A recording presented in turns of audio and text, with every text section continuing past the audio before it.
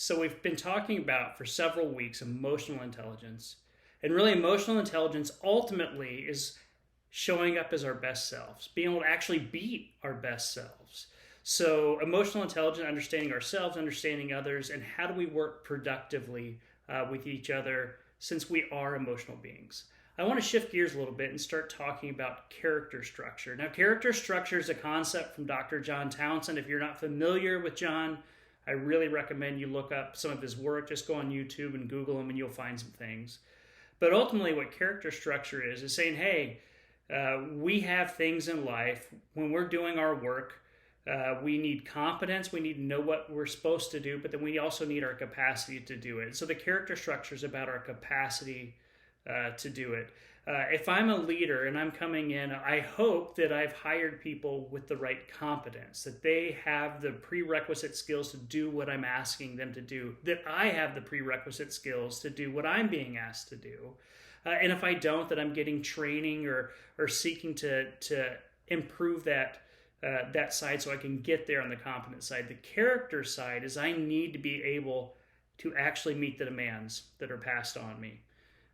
So those demands really come, we look at four different areas. One is attachment, that's in our relationships. And do we have the internal support? Are we getting the fuel that we need to do the things that we need to do? So the first is attachment. We'll talk more about all these in future weeks. The second is separation. Separation is really the ability for us to make decisions, that we have real yes, that really means yes, and we also have a really mean the ability to actually say no. That's something that sometimes people don't have. They have a hard time saying no.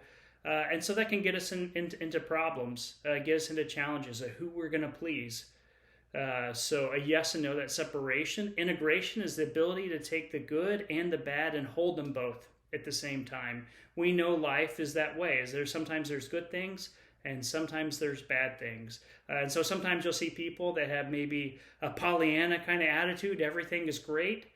And that's not really reality. And you have other people that maybe have an Eeyore type attitude and everything's gloomy and bad all the time. That's not reality either. We want to be able to have both of those. That's integration. And finally is adulthood. And adulthood is really exercising and understanding authority. And so we're showing up. So we understand the authority that we have in our positions, whether that be as a parent, whether that be as a boss, or whether that be as a worker, and we're operating within that structure. So we know how to be led, and we also know how to lead when it's appropriate. So we're going to be talking about those in future weeks. So please tune in, and we'll learn together. Thanks.